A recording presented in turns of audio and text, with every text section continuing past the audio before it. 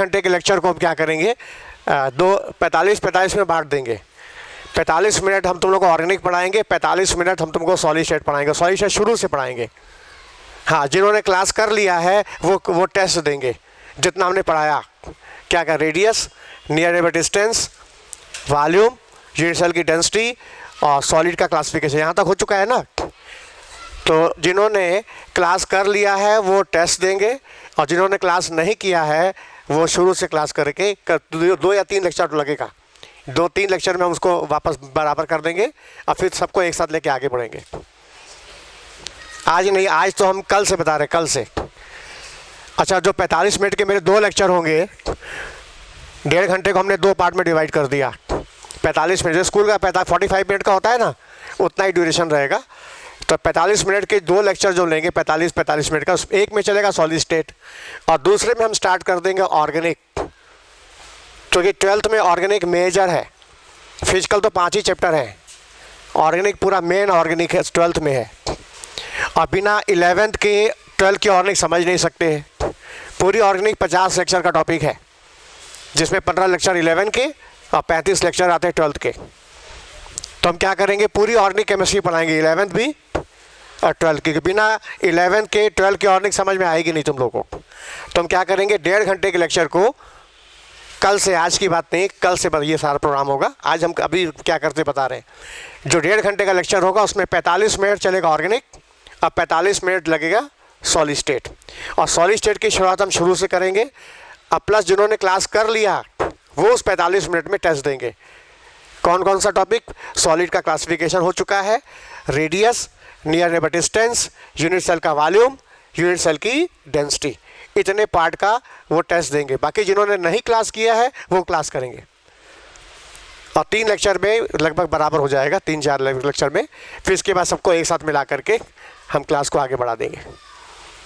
बोलो, समझ में आ गया? ताकि किसी का नुकसान ना हो। ये चैप्टर 12 का है, 11 का नहीं है कि 11 का ही छोड़ दो, कोई बात नहीं, लेकिन 12 का है। तो इसलिए तुम्हारे बोर्ड में भी ज़रूरत है और प्लस कंपटीशन में भी इसकी ज़रूरत है। इसको ऑफ कर दो, आवाज़ बंद दब जाएगी कुछ। हाँ, आज हम क्या करते हैं, ऑर्गेनिक स्टार्ट कर देते हैं। और तो 12th में ऑर्गेनिक मेजर है, इसलिए स्टार्ट हम कर देते हैं। लेकिन बिना 11th के 12th की ऑर्गेनिक समझ में नहीं आएगी, इसलिए 11 से स्टार्ट करेंगे और सीधा हम 12 में घुस जाएंगे। ठीक है ना? तो आज हम ऑर्गेनिक पढ़ाते हैं। कल से हम क्या करेंगे, 45 minute organic, 45 minute solid state. और सॉलिड स्टेट की शुरुआत शुरू से करेंगे। ठीक है? बाकी जिन्होंने क्लास कर लिया है वो 45 मिनट के अंदर पढ़े हुए टॉपिक का टेस्ट देंगे, प्रैक्टिस। हाँ, पेपर सबको मिलेगा। पेपर जो लोग क्लास नहीं भी किए उनके पास भी रहेगा। तो जो कर रहे हैं वो घर जाके लगाएंगे क्वेश्चन को उस पढ़े हुए टॉपिक पर। ठीक है? और एक काम ये करना, तुम फिजिकल की कॉपी मेरी अलग बनाओगे, ऑर्गेनिक की कॉपी अलग बनाओगे। एक में खिचड़ी नहीं मचाओगे सब। विनायक सर की कॉपी अलग रहेगी, ठीक है? और एक मेरी फिर फिजिकल की अलग रहे, मेरी कॉपी अलग रहेगी जिसमें ऑर्गेनिक इनऑर्गेनिक रहेगा और बाकी फिजिकल का जो पार्ट रहेगा। बात समझ में आई ना? एक ही कॉपी में फिजिक्स, उसी में मैथ, उसी में केमिस्ट्री, ये खिचड़ी पर मत बनाना सब। और ये सारी कॉपियाँ तुम्हारी चेक होंगी बीच बीच में। और जिसका काम अप टू डेट नहीं रहेगा उसकी क्लास रोक देंगे हम, क्योंकि जो काम करो अच्छे से करो, रिजल्ट ओरिएंटेशन वर्क होना चाहिए। और जो शीट दी जाएगी उसको टाइमली सॉल्व करोगे, उसका टाइमली डिस्कशन होगा। ये नहीं कि शीट दिया छोड़ दिया, हर शीट का क्लास में डिस्कशन होगा ताकि पता चले कि हमने क्या गलतियाँ की हैं और गलतियों से ही सुधार के आदमी आगे बढ़ता है। ये बात समझ में आई ना?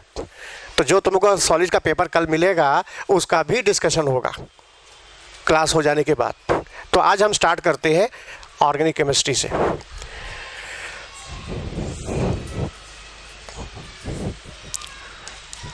हाँ, चूँकि 11 का पार्ट है, तुम लोगों ने कुछ तो पढ़ा होगा। तो यदि तुमने जो चीज़ तुमको जानकारी है तुम हमको रिस्पांस दे दोगे ना, तो हम क्लास को थोड़ा तेज़ी से भगाएंगे 11 का पार्ट, और फिर 12th में आके अपनी नॉर्मल स्पीड में आ जाएंगे। आया समझ में? हाँ, तुम लोग को भी यदि जल्दी जल्दी चाहिए तो ज़रा NCERT से 11 पढ़ के बैठो। एक बार पढ़ के बैठोगे तो रिस्पांस थोड़ा जल्दी जल्दी आएगा और कम समय में तुमको ज़्यादा मैटर मिल जाएगा। हाँ, और एक चीज़ ये भी है कि तुमने ऑर्गेनिक केमिस्ट्री पूरा सीख लिया, सीखने के बाद प्रैक्टिस चाहिए। प्रैक्टिस, जितना तुम क्वेश्चन लगाते जाओगे तुम्हारा कंसेप्ट उतना क्लियर होता जाएगा। ये ऑर्गेनिक केमिस्ट्री पूरे रिएक्शन तुम्हारे हाथ में नाचेंगे। तुमको रिएक्शन रटना नहीं पड़ेगा। अब तक तुम रटते आए होगे 10th में 11 ना, लेकिन अब रटना नहीं होगा। सब रिएक्शन का मैकेनिज्म है। अब मैकेनिज्म के आधार पर तुम किसी अननोन रिएक्शन का भी प्रोडक्ट बता सकते हो बिना रटे। ये फ़ायदा है इसमें। हाँ तो देखो सामने, बताओ नेचर में ऑर्गेनिक कंपाउंड की संख्या बहुत ज़्यादा है। इतनी ज़्यादा है कि पूरी केमिस्ट्री में एक ब्रांच बनती है, ऑर्गेनिक केमिस्ट्री। इतने कंपाउंड ज़्यादा नेचर में। अब क्वेश्चन है क्यों ज़्यादा है ऑर्गेनिक कंपाउंड की संख्या नेचर में, क्यों ज़्यादा है? क्योंकि ऑर्गेनिक कंपाउंड बना किसका है? कार्बन हाइड्रोजन का। और कार्बन की टेंडेंसी है, कार्बन की प्रॉपर्टी है कैटिनेशन। क्या है? कैटिनेशन। ये प्रॉपर्टी किसकी है? कार्बन की, कैटिनेशन। ये कार्बन की प्रॉपर्टी है, इसको बोलते हैं कैटिनेशन। ये कौन सी प्रॉपर्टी है? अरे कैटिनेशन का मतलब क्या? नहीं, वैलेंसी 4 नहीं। हाँ, जिसकी टेंडेंसी है कि कार्बन एक लंबी चेन बनाता है, लॉन्ग कार्बन की चेन बनाता है। ये पता है सोप जो होता है, सोप जो होता है सोडियम स्टीरेट C17H35COONA, ये सोप है। बताओ 17 कार्बन की लंबी चेन होती है। 17 कार्बन 18 पेज, जैसे तुम्हारा मिट्टी का तेल है, केरोसिन है, 12 कार्बन की चेन होती है। ये पेट्रोल 6 कार्बन की लंबी चेन होती है। तो ये जो कार्बन की टेंडेंसी है to form long chain compound, इस लॉन्ग चेन कंपाउंड बनाने की टेंडेंसी को बोलते हैं कैटिनेशन। तो कार्बन की इस प्रॉपर्टी की वजह से कंपाउंड की संख्या इतनी ज़्यादा हो जाती है, बहुत ज़्यादा होती है, क्योंकि ब्रांच बनाया गया केमिस्ट्री में, ऑर्गेनिक केमिस्ट्री। अब क्वेश्चन है कि ऐसा क्या है कार्बन के अंदर कि वो इतनी लंबी चेन बना लेता है? क्या रीजन है कार्बन में कैटिनेशन प्रॉपर्टी क्यों है? इसका 2 लाइन में आंसर है, 2 आंसर इसका, 2 लाइन में इसका आंसर है। पहला आंसर टेट्रावैलेंसी। बस टेट्रावैलेंसी तो तुम्हारा सिलिकॉन के पास भी है। 4 वैलेंसी सिलिकॉन भी शो करता है, जर्मेनियम भी शो कर सकता है, टेट्रावैलेंसी शो करने वाले बहुत हैं। तो कार्बन ही क्यों चेन बनाता है, बाकी सब क्यों नहीं बनाते? Small size. अच्छा ऐसा क्यों? स्मॉल साइज तो हाइड्रोजन का भी है, स्मॉल साइज तो हाइड्रोजन का भी है, तो हाइड्रोजन क्यों नहीं चेन बनाता फिर? मतलब बात कुछ और है, बात कुछ और है। टू द पॉइंट पर answer the two the point. जवाब, कार्बन में चेन बनाने की टेंडेंसी इसलिए है क्योंकि कार्बन की जो बॉन्ड स्ट्रेंथ है वो बहुत ज़्यादा है। कितना? बुक में लिखा है 88 किलो कैलोरी। ये है कार्बन की बॉन्ड स्ट्रेंथ। क्योंकि कार्बन की बॉन्ड स्ट्रेंथ ज़्यादा है, बॉन्ड एनर्जी ज़्यादा है, जिस वजह से एक लंबी चेन बना लेता है। अच्छा फिर क्वेश्चन उठेगा कि कार्बन से ज़्यादा तो बॉन्ड एनर्जी हाइड्रोजन की होती है। हाइड्रोजन की बॉन्ड एनर्जी है 104 किलो कैलोरी पर मोल, जबकि देखा जाए हाइड्रोजन की बॉन्ड एनर्जी कार्बन से भी ज़्यादा है। तो कार्बन तो चेन बना लेता है लेकिन हाइड्रोजन चेन नहीं बनाता। ये क्यों नहीं बनाता? जवाब, इसलिए नहीं बनाता क्योंकि हाइड्रोजन की 1 वैलेंसी है जबकि कार्बन की वैलेंसी 4 होती है।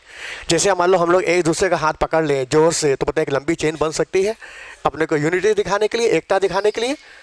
तो देखो हम लोग को लंबी चेन बनाने के लिए एक दूसरे का हाथ जोर से पकड़ना पड़ेगा ना, क्योंकि हमारे 2 हाथ हैं। मान लो मेरा 1 हाथ होता तो 1 हाथ कट गया होता, हम चेन बना पाते? इमेजिन करो 1 हाथ जिसका होगा, क्या वो चेन बना सकता है? नहीं बना सकता है। 1 हाथ पकड़ेगा, दूसरा हाथ कहाँ से पकड़ेगा किसको?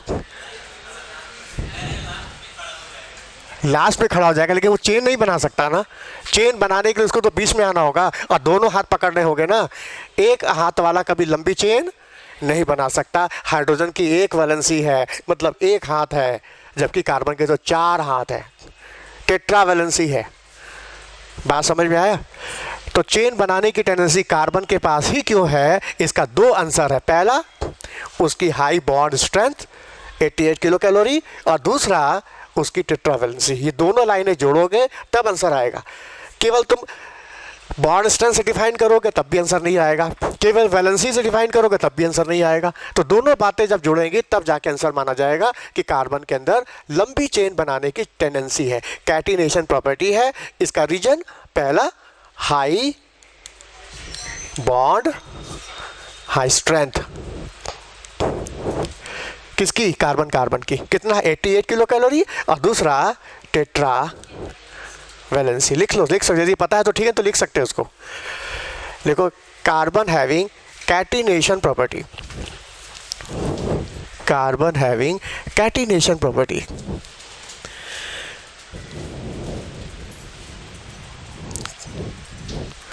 कार्बन हैविंग कैटिनेशन प्रॉपर्टी,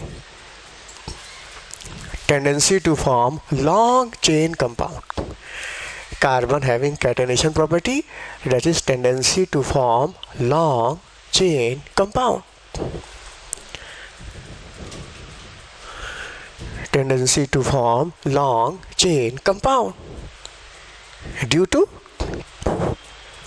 कारण क्या है, due to number 1 high carbon carbon bond strength. दो आंसर, दो लाइन में आंसर है। पहला high carbon carbon bond strength, high carbon carbon bond strength, और दूसरा आंसर क्या है, हाँ टेट्रा वैलेंसी। ये दोनों लाइन लिखोगे तब जाके आंसर पूरा होगा, एक लिखोगे तो गए काम से। बात समझ में आया? ये दोनों लाइन इसका आंसर है। अब देखो, अभी पिछले 2015 में जेईई मेंस का क्वेश्चन आया था। क्वेश्चन ये आया था कि कार्बन कार्बन की बॉन्ड एनर्जी क्या होगी, what is the bond energy of carbon carbon bond. Answer क्या था, 1 kilo calorie, 10 kilo calorie, 100 kilo calorie, 1000 kilo calorie. 1 kilo calorie, 10 kilo calorie और 100 किलो कैलोरी, 1000 किलो कैलोरी। बोलो 100। अब ये मत बोला कि आपने 88 लिखवाया था, हमने एक्यूरेट वैल्यू लिखवाया है, हमने एक्यूरेट, वहाँ राउंड फिगर में था 1, 10, 100, 1000, तो आंसर क्या हो गया 100, तो उसका आंसर 100 किलो कैलोरी था। अब हम ये पूछते हैं कि इतने सारे मालिक्यूल हैं, इतनी सारी बॉन्ड हैं, सारी बॉन्ड एनर्जी को छोड़ के ये जेईई मेंस वालों को इसकी बॉन्ड एनर्जी पूछने का क्या मतलब है, इसी की बॉन्ड एनर्जी क्यों पूछ रहा है? क्योंकि इसकी बॉन्ड एनर्जी में राज छिपा है। किसका? कैटिनेशन का, इसलिए पूछा था। कोई भी क्वेश्चन पूछा जाता है उसका कोई मीनिंग होता है, तो ये इसकी मीनिंग थी। बोलो ये बात समझ में आई? अच्छा, बाकी और भी जो एलिमेंट हैं, लेकिन इतनी लंबी चेन नहीं बना सकते जितना कार्बन बनाता है। सल्फर भी बनाता है, सल्फर भी चेन बनाता है, S8। पता है सल्फर में भी लॉन्ग चेन बनाने की टेंडेंसी है। ये सल्फर, इसका स्ट्रक्चर पता है कैसा होता है? सल्फर का क्राउन शेप होता है, सल्फर क्राउन शेप ऐसा। ये भी कैटिनेशन है, देखो चेन बनाने की क्षमता, देखो 1 2 3 4 5 6 7 8। इसका शेप कैसा है? Crown, zigzag. आखिर यदि पूछेगा कि सल्फर में चेन बनाने की क्षमता क्यों है, जबकि ऑक्सीजन, सल्फर, सेलेनियम, टेलुरियम, इसमें सल्फर लंबी चेन बनाता है लेकिन ऑक्सीजन चेन नहीं बनाता, तो क्या जवाब दोगे? यही आंसर उसमें भी दे देना। सल्फर इसलिए चेन बना रहा है क्योंकि इसकी बॉन्ड स्ट्रेंथ ज़्यादा है compare to oxygen, oxygen bond strength. Oxygen oxygen bond और सल्फर सल्फर बॉन्ड, इन दोनों में कंपेयर करोगे तो सल्फर की बॉन्ड एनर्जी ज़्यादा है compare to oxygen oxygen bond, और जिसकी बॉन्ड एनर्जी ज़्यादा होगी उसमें चेन बनाने की क्षमता होगी। तो जो कंसेप्ट कार्बन में है वही कंसेप्ट ऑक्सीजन फैमिली में भी है। बात समझ में आई? अच्छा, अभी किसी ने बोला कि स्मॉल साइज, किसी ने बोला ना कि कार्बन की चेन कैटिनेशन प्रॉपर्टी क्योंकि उसका साइज छोटा है। तो देखो, जब उसका साइज छोटा होता है, जब किसी एटम का साइज छोटा हो जाता है तो बताओ एटम के बीच की दूरी कम हो जाएगी। जब दोनों एटम छोटे छोटे और एक एटम बड़े बड़े हैं, चलो बताओ इनमें एटम के बीच की दूरी कम, इसमें एटम के बीच की दूरी ज़्यादा, और जब दूरी कम रहेगी तो बॉन्ड की स्ट्रेंथ, अब बॉन्ड की स्ट्रेंथ ज़्यादा तो एनर्जी ज़्यादा, एनर्जी ज़्यादा तो कैटिनेशन प्रॉपर्टी ज़्यादा। बोलो, लेकिन हाइड्रोजन की तो बॉन्ड स्ट्रेंथ ज़्यादा है लेकिन कैटिनेशन प्रॉपर्टी नहीं है। ना होने का कारण इसकी वैलेंसी 1 है, इसकी वैलेंसी 1 है, जबकि इसकी वैलेंसी 4 है। और ऑक्सीजन की वैलेंसी कितनी होती? 2। तो आखिर ऑक्सीजन के 2 हाथ तो हैं, सल्फर के 2 हाथ तो हैं, चेन तो बना ही सकता है, तो बनाता भी है। क्यों पेरोक्साइड नहीं होता? पेरोक्साइड नाम सुना है? पेरोक्साइड तो चेन तो बना ही रहा है, लेकिन इससे बड़ी चेन कौन बना रहा है? सल्फर। क्यों? क्योंकि सल्फर की बॉन्ड स्ट्रेंथ ज़्यादा है कंपेयर टू ऑक्सीजन। बोलो बात समझ में आया? तो कभी कोई भी एलिमेंट चेन बना रहा है, लंबी चेन बना रहा है, उसका आंसर इसी में से होगा, या तो बॉन्ड स्ट्रेंथ ज़्यादा है उसकी बॉन्ड स्ट्रेंथ ज़्यादा है और उसकी वैलेंसी कम से कम 2 होनी चाहिए। एक वैलेंसी वाला कभी चेन नहीं बना सकता, या तो 2 वैलेंसी हो, या तो 3 हो, या तो 4 हो। एक वैलेंसी वाला कभी बॉन्ड, एक हाथ वाला कभी चेन नहीं बना सकता। हाँ बोलो बोलो बोलो। हाँ, फिर चेन क्यों नहीं लंबी बना रहा, जबकि सल्फर का साइज तो बड़ा है, जहाँ ऑक्सीजन छोटा है, लेकिन ऑक्सीजन के पास 2 लोन पेयर भी हैं। पता है ऑक्सीजन 6 ग्रुप का एलिमेंट होता है, वैलेंस शेल में 6 इलेक्ट्रॉन होते हैं, 6 में से 2 इलेक्ट्रॉन तो बॉन्डिंग में भाग ले गए, बचे कितने 4। तो 4 के जोड़े बनाओ तो बताओ 2 लोन पेयर हुए कि नहीं, इसके पास भी 2 लोन पेयर हुए कि नहीं, और इस लोन पेयर में क्या होगा, रिपल्सन, और रिपल्सन से बॉन्ड टूट जाएगा, कमजोर होकर टूट जाएगा। फिर कहोगे सल्फर भी तो उसी परिवार का है, सल्फर भी तो उसी परिवार का है, उसमें भी तो लोन पेयर होगा, क्या उसमें रिपल्सन नहीं होगा? जवाब है, उसमें भी 2 लोन पेयर है, उसमें भी रिपल्सन है, लेकिन सल्फर का साइज बड़ा हो जाने से, सल्फर का साइज बड़ा हो जाने से बीच की दूरी, तो रिपल्सन कम हो जाता है, और रिपल्सन कम हो जाता है, और रिपल्सन कम होगा तो बॉन्ड की ताकत बढ़ेगी। अब प्लस एक चीज़ और, सल्फर में जो 2 लोन पेयर है, इसके एक लोन पेयर मान लो अपवर्ड है, तो दूसरा लोन पेयर क्या होगा, डाउनवर्ड, फिर इसका अपवर्ड तो इसका क्या होगा, डाउनवर्ड। इससे क्या होगा कि एक अपवर्ड एक डाउनवर्ड हो जाने से इनके बीच रिपल्सन कम हो जाएगा। यदि दोनों लोन पेयर अपवर्ड हो जाएंगे तो रिपल्सन ज़्यादा होगा। एक लोन पेयर अपवर्ड, एक डाउनवर्ड, एक अपवर्ड, एक डाउनवर्ड, एक अपवर्ड और एक डाउनवर्ड, एक अपवर्ड और एक डाउनवर्ड। इससे क्या होगा कि लोन पेयर अपवर्ड डाउनवर्ड होने से इनके बीच रिपल्सन कम, और रिपल्सन कम, तनाव कम। जब तनाव कम रहेगा तो स्टेबिलिटी ज़्यादा, इसीलिए तो जिगजैग है। बताओ सल्फर का क्यों जिगजैग है, ये बॉन्ड ऊपर फिर नीचे क्यों हो गया, कि इसलिए नीचे हो गया ताकि एक लोन पेयर अपवर्ड, एक लोन पेयर नीचे डाउनवर्ड, इसलिए क्या जिगजैग। क्यों नहीं इसकी सीधी चेन बनी है, जिगजैग क्यों है, जिगजैग क्योंकि लोन पेयर का रिपल्सन है। इसमें रिपल्सन को कम करने के लिए, तनाव घटाने के लिए, स्टेबिलिटी बढ़ाने के लिए एक लोन पेयर अपवर्ड तो दूसरा लोन पेयर क्या होगा, डाउनवर्ड। बात समझ में आई? इसलिए सल्फर को क्राउन शेप भी कहा जाता है, क्राउन, ताज। ये ताज है, ताज देखो,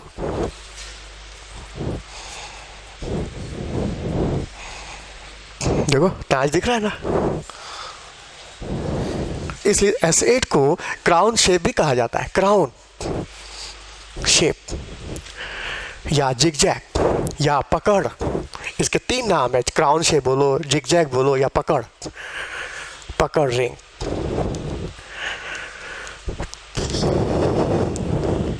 तो बताओ समझ में आई कि कार्बन में चेन बनाने की क्षमता क्यों है, क्योंकि उसकी हाई बॉन्ड स्ट्रेंथ और दूसरा टेट्रा वैलेंसी। कोई भी एलिमेंट लंबी चेन बना रहा है, आंसर इन्हीं दोनों में से होगा।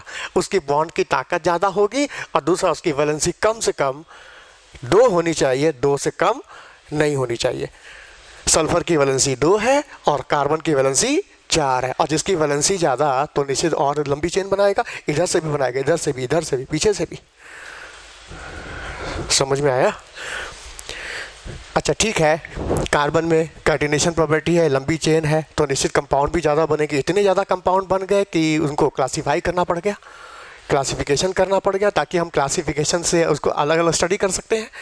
एक साथ स्टडी करेंगे तो कन्फ्यूजन हो जाएगा ना, इसलिए जब कंपाउंड इतने सारे हैं तो हम लोग को उनको क्लासीफाई कर लेना चाहिए ताकि हम उनको आराम से स्टडी कर सकें। तो सबसे पहले हम लोग क्या करते हैं, ऑर्गेनिक कंपाउंड का क्लासिफिकेशन करते हैं। हाँ, हेडिंग दो, क्लासिफिकेशन ऑफ ऑर्गेनिक कंपाउंड।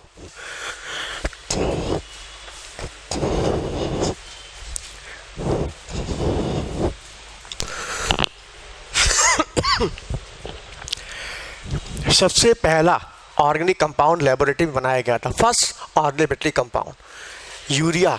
किसने बनाया था? वोहलर ने। कैसे बनाया था, किससे बनाया था? हाँ, अमोनियम साइनेट को हीट करके। अमोनियम साइनेट का formula NH4CNO। This is the inorganic compound, ये इनऑर्गेनिक है, इसका नाम है अमोनियम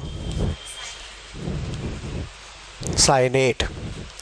इस इनऑर्गेनिक कंपाउंड को हीट करके सबसे पहले यूरिया बनाया गया। यूरिया सबसे पहला ऑर्गेनिक कंपाउंड लेबोरेटरी में बनाया गया था, यूरिया। इसके बाद कोल्बे ने एस्टिक एसिड बनाया था, फिर उसके बाद बर्थेलॉट ने मीथेन बनाया था, और एक के बाद फिर एक बहुत सारे कंपाउंड बनना स्टार्ट हो गए। लेकिन फर्स्ट ऑर्गेनिक कंपाउंड जो बनाया गया था वो था यूरिया। किसको? अमोनियम साइनाइड को गर्म करके अब बनाया था वोहलर ने। मिटा दे।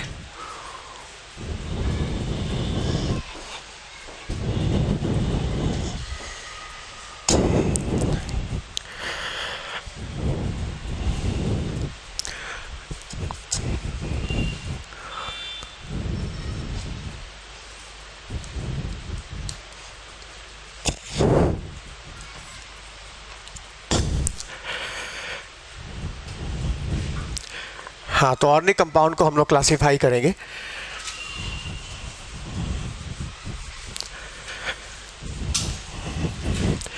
ऑर्गेनिक कंपाउंड को हम लोग दो तरह से क्लासीफाई करेंगे। एक है एसाइक्लिक, मतलब जिसमें साइकिल ना हो, ओपन चेन हो, खुली चेन हो, खुला चेन, ओपन चेन। और दूसरा क्लोज चेन, साइक्लिक। साइक्लिक या क्लोज चेन। ये देखो अभी 11th है, ये समझ लेना, ये सब 11th चल रहा है। और 11 के एनसीईआरटी उठा के देख लो, सारे पॉइंट तुमको वहाँ मिल जाएंगे। और तुम यदि पढ़ के बैठोगे, फटाफट रिस्पॉन्स दोगे, तो हम गाड़ी को तेज भगा देंगे और 12th में आके जंप कर जाएंगे तुरंत। और नहीं तो बिना 11th के 12th समझ में आएगा ही नहीं, फंस जाओगे तुम। क्या फ़ायदा? समझ में आए तो 15 लेक्चर तो हम लोग पार कर लें जल्दी से। तो 50 लेक्चर है, 50 लेक्चर में पूरी ऑर्गेनिक खत्म हो गई, 11 12 मिला के सब। तो 15 लेक्चर तुम्हारे 11 के हैं, बाकी लेक्चर तुम्हारे प्योरली 12 के हैं। हाँ देखो सामने, ए साइक्लिक ओपन चेन और वो है साइक्लिक या क्लोज चेन। हाँ, ए साइकिल ओपन चेन को हम लोग फर्दर क्लासीफाई करते हैं दो तरह से। हाँ, एक सैचुरेटेड और दूसरा अनसैचुरेटेड। अच्छा, सैचुरेट मतलब तृप्त। सैचुरेट मतलब क्या है? तृप्त। भूख लगी थी, खाना खाया, पेट भर गया, नींद आ गई, तृप्त हो गया। और पूरा पेट भर के खाना मिला नहीं तो बताओ नींद नहीं आएगी। अतृप्त है, क्या चाहिए? खाना चाहिए, भूख लगी है। इसको किस बात की अतृप्ति है? सैचुरेट मतलब तृप्त, असैचुरेट मतलब अतृप्त। आखिर किस बात की अतृप्ति है? हम भाई, हमको भूख लगी थी, हमको भोजन चाहिए, इसको क्या चाहिए? किस बात की अतृप्ति है? एलिमेंट क्या चाहिए? ऑप्शन है कार्बन चाहिए, हाइड्रोजन चाहिए, ऑक्सीजन चाहिए, नाइट्रोजन चाहिए। किसकी भूख है? जोर से बोलो। हाँ, हाइड्रोजन की भूख है इसको, और कुछ नहीं चाहिए इसको, हाइड्रोजन चाहिए। ये अतृप्त है हाइड्रोजन के लिए। समझ में आया? अब देखो, सैचुरेट में आता है तुम्हारा एल्केन। सैचुरेट में क्या आता है? एल्केन। और एल्केन का फार्मूला CnH2n+2। अब देखो 2n+2 जोड़ रहा है, जबकि अनसैचुरेट में आता है एल्कीन और एल्काइन। एल्कीन का फार्मूला CnH2n। पता है इसमें +2 है, H के साथ 2n+2 और यहाँ CnH2n। देखो साफ साफ जाहिर हो रहा है इसमें हाइड्रोजन की कमी है। देखो CnH2n, यहाँ भी CnH2, यहाँ +2 है, मतलब हाइड्रोजन एक्स्ट्रा है तृप्ति के लिए, जबकि इसमें हाइड्रोजन कमी है, मतलब ये अतृप्त है, हाइड्रोजन की कमी है, हाइड्रोजन डिफिशिएंट है, हाइड्रोजन की इसकी रिक्वायरमेंट है। एल्कीन, अच्छा एल्काइन का फार्मूला CnH2n+2 -2। बताइए, तो और अतृप्त हो गया। इसमें तो हाइड्रोजन एल्कीन से भी कम हो गया। बताओ कौन ज़्यादा भूखा है? हाँ, एल्काइन की भूख ज़्यादा है कंपेयर टू एल्कीन, जबकि एल्केन को कुछ नहीं चाहिए, वो एकदम तृप्त है, खा पी के सो गया। ये सो गया है, लेकिन ये दोनों जाग रहे हैं, अतृप्त हैं। बाकी एल्केन क्या है? सैचुरेट है। बताओ कौन ज़्यादा रिएक्टिव होगा? रिएक्शन में कौन ज़्यादा भाग लेगा? जो खा के सो गया है या जो जाग रहा है? भाई जाग रहा है वही ना कुछ रोटी खोजेगा, खाना पीना खोजेगा। तो बताओ कौन ज़्यादा रिएक्टिव हुआ? एल्केन या ये सैचुरेट की अनसैचुरेट? हाँ बिल्कुल, अनसैचुरेट ज़्यादा रिएक्टिव होता है कंपेयर टू सैचुरेटेड। और सैचुरेट जो कि कम रिएक्टिव होता है, इसलिए इसको कहते हैं पैराफीन। क्या बोलते हैं? पैराफीन्स। एल्कीन को कहा जाता है पैराफीन्स। पैराफीन्स क्यों बोलते हैं? पैराफीन, इस शब्द का संधि विच्छेद करो, इस शब्द को तोड़ो तो बनता है परम, परम प्लस एफीन्स। परम का मतलब होता है लेस, और अफीन्स का मतलब एफिनिटी, रिएक्टिविटी। परम का मतलब होता है लेस, लैटिन वर्ड है ये लैटिन वर्ड है। परम का मीनिंग होता है लेस, एफीन्स का मतलब एफिनिटी, मतलब रिएक्टिविटी। तो कुल मिला के क्या होगा? Less reactive. परम का मतलब हो गया लेस, और एफीन्स का मतलब क्या हो गया? Reactivity, less reactivity. तो कि एल्केन सैचुरेट है, तृप्त है, इसको कुछ नहीं चाहिए, खा पी के सो गया है, तो कम रिएक्टिव है। Paraffins less reactive because they are saturated, तृप्त है, कुछ नहीं चाहिए इसको। हाँ, लेकिन अनसैचुरेट में एल्कीन की रिएक्टिविटी ज़्यादा है क्योंकि ये अनसैचुरेट है। इसको बोलते हैं ऑलिफीन। इसको क्या कहेंगे? ऑलिफीन्स। हाँ, क्यों बोलते हैं ऑलिफीन्स? ठीक है, ज़्यादा रिएक्टिव है, मानते हैं ज़्यादा रिएक्टिव है, लेकिन इसको ऑलिफीन्स क्यों बोलते हैं? ऑलिफीन्स। हाँ, इस शब्द को हम तोड़ेंगे तो मतलब इसका मीनिंग होता है ऑयल फार्मिंग। ऑयल फार्मिंग से बना है ऑलिफीन्स। ऑयल फार्मिंग से बना है ऑयली फीन्स। समझ में आया? क्योंकि ये सब ऑयल बनाने में इस्तेमाल होता है। ये सरसों का तेल जो होता है ये अनसैचुरेट होता है। जितने भी अनसैचुरेट कंपाउंड है दे आर ऑयली।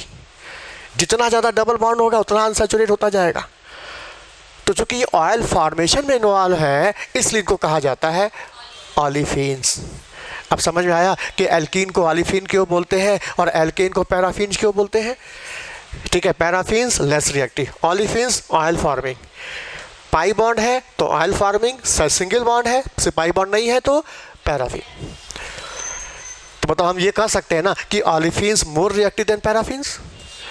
ऑलिफीन की रिएक्टिविटी पैराफीन से ज़्यादा है। तो क्यों ज़्यादा है? पैराफीन में केवल सिग्मा बॉन्ड होता है, जबकि ऑलिफीन में पाई बॉन्ड होता है, और पाई बॉन्ड की रिएक्टिविटी ज़्यादा है सिग्मा बॉन्ड से। क्यों पाई बॉन्ड क्यों ज़्यादा रिएक्टिव सिग्मा बॉन्ड से? क्योंकि पाई बॉन्ड कमज़ोर होता है, सिग्मा बॉन्ड स्ट्रांग होता है, पाई बॉन्ड लूज होता है, पाई बॉन्ड फ्री होता है, पाई बॉन्ड मोबाइल होता है, जबकि सिग्मा बॉन्ड टाइटली होल्ड रहता है। क्यों? केमिकल बॉन्डिंग में सिग्मा पाई पढ़ा होगा। सिग्मा पाई में डिफरेंस क्या होता है? सिग्मा बॉन्ड स्ट्रांगली होल्ड होता है, पाई बॉन्ड लूज होता है। सिग्मा बॉन्ड शेप डिफाइन करता है, पाई बॉन्ड शेप डिफाइन नहीं करता है। सिग्मा बॉन्ड का इलेक्ट्रॉन टाइटली होल्ड रहेगा, जबकि पाई का इलेक्ट्रॉन लूज होगा, फ्री होगा, मोबाइल होगा, और बड़े आराम से किसी को मिल सकता। कोई लेना चाहे तो पाई इलेक्ट्रॉन को खींच सकता अपनी तरफ। और चूंकि पाई लूज है, पाई बॉन्ड वीक है, और वीक होने से इसकी रिएक्टिविटी ज़्यादा है। और सिग्मा स्ट्रांग होने से, जब बॉन्ड स्ट्रांग रहेगा टूटेगा ही नहीं, और जब टूटेगा ही नहीं तो कुछ बनेगा ही नहीं। जो कमज़ोर होगा वो टूटेगा तो कुछ नया बनेगा, कुछ नया रिएक्शन होगा। मतलब ऑलिफीन्स मोर रिएक्टिव देन पैराफीन्स। बोलो, लिख लो, olefins more reactive than paraffins. Olefins more reactive than paraffins. Olefins more reactive than paraffins. क्यों? Because olefins having pi bond. Olefins के अंदर क्या है? pi bond है, and pi bond more reactive than sigma bond. Olefins के अंदर क्या है? pi bond, और pi bond की रिएक्टिविटी सिग्मा बॉन्ड से ज़्यादा है।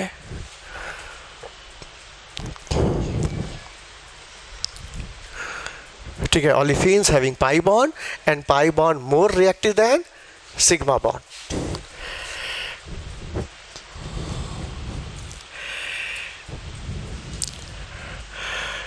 अब देखो, तुम लोग को जब 11 का चैप्टर स्टार्ट होगा तो पहला चैप्टर आएगा एल्केन, एल्कीन, एल्काइन, बेंजीन। ठीक है, एल्केन किस में आता है? पैराफिन में आता है। और एल्कीन, एल्काइन और बेंजीन ये किस में आता है? पाई बॉन्ड में आ जाता है। तुम देखना एल्केन के रिएक्शन इतने कम हैं कि एक ही लेक्चर में ख़त्म हो जाएगा। 1.5 घंटा हम लेक्चर लेंगे, एल्केन ख़त्म। जबकि एल्कीन को पढ़ाने में हमको 6 लेक्चर लगेंगे, 6 से 7 लेक्चर लगेंगे। क्यों इतने से लेक्चर क्यों लग रहे हैं? क्योंकि रिएक्शन ज़्यादा है। रिएक्शन क्यों ज़्यादा है? रिएक्टिविटी ज़्यादा है। जिसकी रिएक्टिविटी ज़्यादा उसके रिएक्शन ज़्यादा, एग्जाम्पल बहुत ज़्यादा, तो उसमें टाइम भी तो ज़्यादा लग जाएगा। इसमें ज़्यादा टाइम लगेगा, इसमें टाइम कम लगेगा। इसके रिएक्शंस कम है, इसके रिएक्शंस ज़्यादा है। बोलो बात समझ में आई? अच्छा, तो एल्केन तृप्त है और अनसैचुरेटेड क्या हो गया? अतृप्त है। अच्छा, अतृप्त किस बात की है? तृप्ति किस बात की? हाइड्रोजन की। तो इसमें हाइड्रोजन की कमी है। तो कितनी कमी है? ठीक है, हाइड्रोजन की कमी है तो कितनी कमी है? भूखा है तो कितनी भूख है?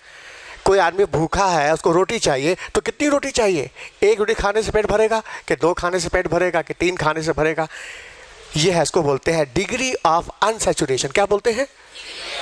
हाँ, हेडिंग दो, डिग्री ऑफ अनसैचुरेशन।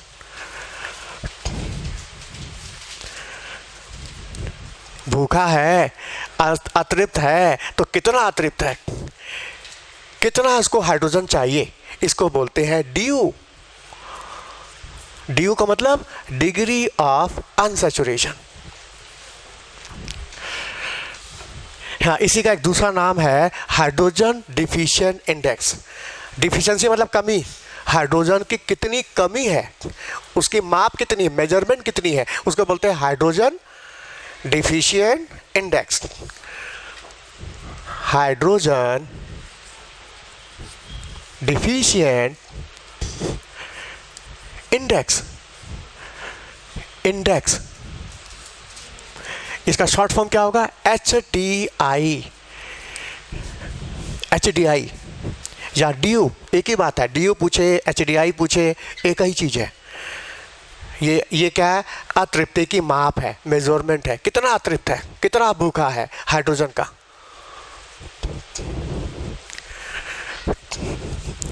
अब देखो, ये है एल्केन, ये एल्केन है ना, क्योंकि इसमें सिग्मा है, कहीं पाई नहीं है। देखो सब sigma, single single single, single bond हमेशा सिग्मा होता है। सिंगल बॉन्ड हमेशा सिग्मा होता है और डबल है तो हाँ, पहला सिग्मा दूसरा पाई होगा। पहला कभी पाई कभी पहले नहीं होता, पहले सिग्मा बनता है फिर पाई बनता है। तो पहला सिग्मा दूसरा पाई, और डबल है तो, ट्रिपल है तो पहला सिग्मा बाकी 2 पाई। तो देखो इसमें केवल सिंगल है तो सब सिग्मा ही ना हुआ, जबकि इसमें डबल है तो 1 सिग्मा और बाकी पाई। अच्छा, सिंगल है तो ये सिग्मा होगा, और बाकी हाइड्रोजन के साथ भी सिंगल सिंगल बॉन्ड दिख रहा है तो ये भी सब सिग्मा ही हुआ। अब ध्यान से देखो, ये जो पाई बॉन्ड तुमने इन 2 कार्बन के बीच में लगाया है, इस पाई बॉन्ड को तुम इन 2 कार्बन के बीच से हटा के टर्मिनल कार्बन के बीच में लगा दो तो बताओ एक साइकिल बनती है कि नहीं? मतलब तुमने इस पाई बॉन्ड को जो इन कार्बन के बीच में था उसको यहाँ से हटा के यहाँ लगा दिया, इस साइड में C C C यहाँ लगा दिया। जो ये पाई बॉन्ड इन 2 कार्बन के बीच में था, तुमने इसको यहाँ से उठा के इस टर्मिनल कार्बन के बीच में लगाया, टर्मिनल के बीच में, तो बताओ एक रिंग बनेगी कि नहीं? बन जाएगी ना, बोलो। और देखो जब बनेगी तो क्या फार्मूला बदल जाएगा? क्या इन दोनों का फार्मूला बदल जाएगा कि फार्मूला वही रहेगा? जोर से बोलो। फार्मूला वही रहेगा, फार्मूला नहीं बदलेगा। कैसे? देखो सामने, पता कितने कार्बन है? 3। अच्छा, हाइड्रोजन गिनो कितने हाइड्रोजन? 1 2 3 4, नहीं यहाँ एक, ये तो बॉन्ड हो गया। 1 2 3 4 5 6 7। कार्बन की कितनी वैलेंसी होती है? 4। तो कितने बॉन्ड बना दिए? 1 2 3, एक ज़्यादा बना दियो ना। कार्बन की तो 4 ही ना वैलेंसी होती है। हाँ, तो बताओ कितने बॉन्ड बनेंगे? 2 और 2 4। इसका तो 1 2 3 4, 1 2 3 4। अब बताओ सब वैलेंसी मेंटेन हो गई। कार्बन की वैलेंसी कितनी होती है? 4। हाइड्रोजन की वैलेंसी 1। अब गिनो कितने हो गए? 1 2 3 4 5 6। अब ये तुम्हारा फार्मूला हो गया प्रोपीन का। इसका नाम क्या है? प्रोपीन। अच्छा, इधर आ जाओ, बताओ कार्बन की 4 वैलेंसी होती है, कार्बन ने कितने बॉन्ड बनाए? 1 और 2। बताओ यहाँ 2 हाइड्रोजन लग सकता है ना? यहाँ कितने लगेंगे हाइड्रोजन? यहाँ भी 2 लगेंगे, 4 वैलेंसी होती है। यहाँ भी कितने लगेंगे? 2। अब देखो ध्यान से, 2 2 4 2 6 हाइड्रोजन, 3 कार्बन। मतलब तुमने इस पाई बॉन्ड को यहाँ से उठा के टर्मिनल कार्बन के बीच में लगाया, ओपन चेन से रिंग बनाया, तो फार्मूले में कोई चेंज नज़र नहीं आया। चेंज तो वही, फार्मूला तो वही है। और ऐसे कंपाउंड को क्या बोलते हैं? आइसोमर बोलते हैं। आइसोमर का मतलब compound different but formula same. तो ये दोनों आइसोमर है, ये ओपन चेन और ये close chain, they are isomer. बोलो क्लियर? तो जरा ध्यान से देखो, एक पाई एक साइकिल के इक्वल हो गया। एक पाई एक साइकिल के इक्वल हुआ कि नहीं? पाई मतलब डबल बॉन्ड। एक डबल बॉन्ड साइकिल के इक्वल हुआ कि नहीं? आवाज़ नहीं आई। आखिर यही पाई बॉन्ड तुमने यहाँ से उठा के टर्मिनल कार्बन के बीच में लगाया, तो तुमने एक रिंग बनाया ना। तो एक डबल बॉन्ड एक साइकिल के इक्वल हुआ कि नहीं? तो इसको हम कह सकते हैं double bond equivalent to cycle, कह सकते हैं। बोलो, double bond equivalent, double bond equivalent. इसका शॉर्ट फॉर्म क्या होगा? DBE। तो देखो, कोई मॉलिक्यूल अनसैचुरेट है, अतृप्त है, उसमें पाई बॉन्ड है, तो कितना पाई बॉन्ड है, कितना अतृप्त है, इसको हम कह सकते हैं डिग्री ऑफ अनसैचुरेशन। या इसका दूसरा नाम क्या है? इसमें हाइड्रोजन की कमी है, तो कितनी कमी है? Hydrogen deficient index. और इसका तीसरा नाम क्या है? Double bond equivalent to cycle. मतलब ये तीनों एक ही चीज़ है। DU बोलो, हाइड्रोजन डिफिशिएंट इंडेक्स बोलो, डबल बॉन्ड इक्विवेलेंट बोलो, ये सब एक ही चीज़ है। एग्जाम में क्या होता है? फ्लेवर बदल बदल के क्वेश्चन आता है। एक साल DU पूछ देगा, एक साल हाइड्रोजन डिफिशिएंट इंडेक्स पूछेगा, एक साल डबल बॉन्ड इक्विवेलेंट पूछेगा, जबकि आंसर सबका एक ही है, एक ही चीज़ है सब। ये तीनों जो है हाइड्रोजन की डिफिशिएंसी की माप है, मेजरमेंट है। तो जो अनसैचुरेट है उसमें हाइड्रोजन की कमी है, डिफिशिएंसी है, तो कितनी डिफिशिएंसी है? Hydrogen deficient index. कितने उसमें अनसैचुरेशन है? Degree of unsaturation. और जितने अनसैचुरेशन होंगे, जितने डबल बॉन्ड होंगे, उतनी रिंग भी तो बनेगी। जितने डबल बॉन्ड होंगे उतनी रिंग भी तो बनेगी। क्यों? क्योंकि double bond equivalent to cycle. Double bond किसके इक्वल है? साइकिल के। तो हमने नाम क्या दिया? Double bond equivalent to cycle. तो शॉर्ट फॉर्म क्या हो गया? DBE, double bond equivalent. Double का D, बॉन्ड का B और इक्विवेलेंट का I, DBE। तो चाहे DU बोलो, चाहे HDI बोलो, चाहे डबल बॉन्ड इक्विवेलेंट बोलो, ये सब एक ही चीज़ है, कोई फर्क नहीं है। बोलो, अब बात है इसको कैसे निकालें। कोई भी अनसैचुरेट हाइड्रोकार्बन अतृप्त है, उसको हाइड्रोजन की कमी है, तो कितनी कमी है, कितना हाइड्रोजन उसको चाहिए, इसको हम कैसे निकालें। इसको निकालने के 2 कंसेप्ट हैं। पहला, तुमको यदि स्ट्रक्चर दे देता तो तुमको स्ट्रक्चर देख के भी निकालना पड़ सकता है। हो सकता है तुमको फार्मूला दे दे मॉलिक्यूल का, उसको देख के भी निकालना पड़ सकता है कि मॉलिक्यूल कितना अतृप्त है, कितने हाइड्रोजन की कमी है, कितने हाइड्रोजन की मांग कर रहा है वो। मतलब कोई आदमी भूखा है, भूख के लिए वो परेशान है, तो उसको कितनी रोटी दे दो कि वो शांत होकर बैठ जाए। यदि 1 रोटी खाने से पेट भरता है तो DU1 हो जाएगा, 2 रोटी खाने से पेट भरता है तो DU2 हो जाएगा। बात समझ में आई कि नहीं? तो यहाँ भी देखना होगा कोई मॉलिक्यूल कितने हाइड्रोजन की मांग कर रहा है। समझ में आया? मतलब किसका DU1 आ रहा है, इसका मतलब उसमें 1 हाइड्रोजन डाल दो, 1 H2 मॉलिक्यूल डाल दो तो सैचुरेट हो जाएगा। अच्छा, किसका DU2 आ रहा है तो हाँ, उसमें 2 हाइड्रोजन मॉलिक्यूल डाल दो, वो 2 हाइड्रोजन मॉलिक्यूल लेने के बाद सैचुरेट हो जाएगा। जिसका DU3 आएगा तो मतलब उसको 3 हाइड्रोजन की कमी है, 3 हाइड्रोजन मिल जाएगा, वो खा पी के शांत हो जाएगा। समझ में आया? तो पहले हम DU की डिफिनीशन बता दें। DU की डिफिनीशन क्या है? कोई पूछे DU की डिफिनीशन बताओ, परिभाषा क्या है, तो DU का डिफिनीशन ये है कि कोई भी मॉलिक्यूल किसी भी मॉलिक्यूल में कितने मॉलिक्यूल हाइड्रोजन डाल दें, कितने मॉलिक्यूल हाइड्रोजन डाल दें ताकि वो ओपन चेन सैचुरेट में कन्वर्ट हो जाए, वो है उस मॉलिक्यूल का DU। नोट करो, DU की परिभाषा, DU की definition.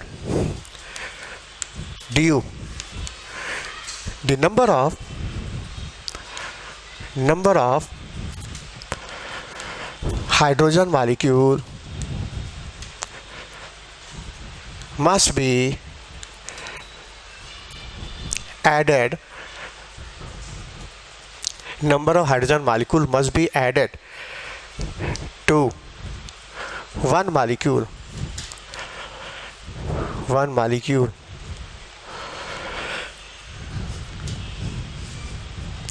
the number of hydrogen molecule must be added to one molecule of that compound.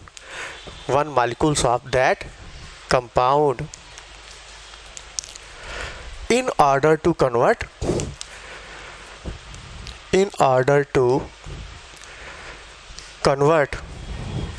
open chain saturate compound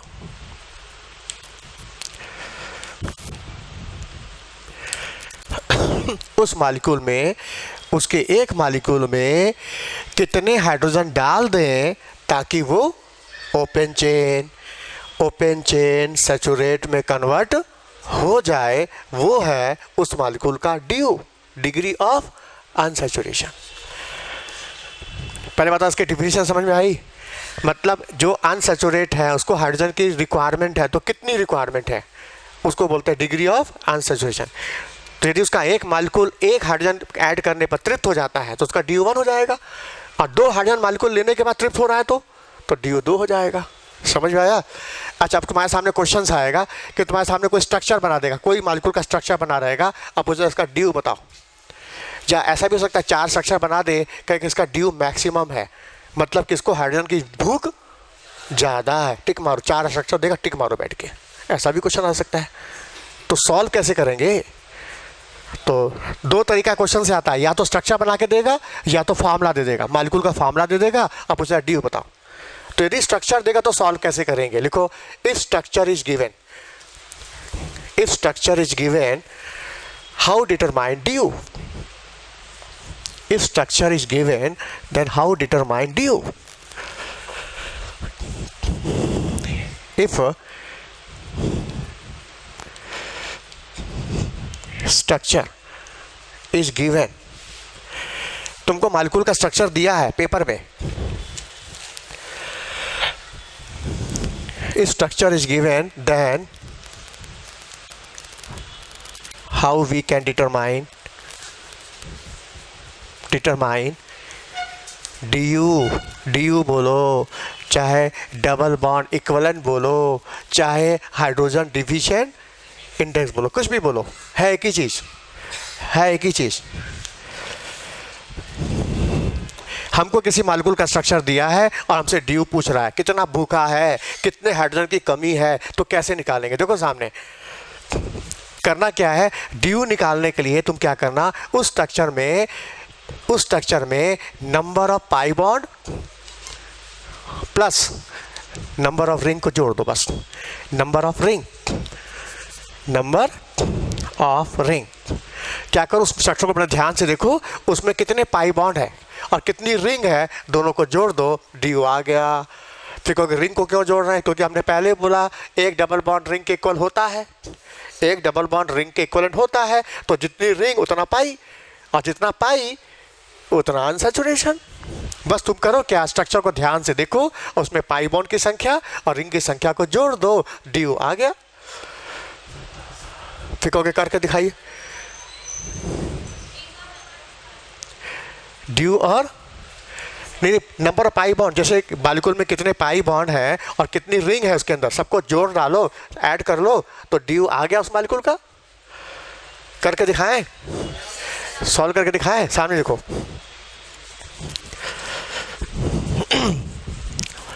देखो सामने,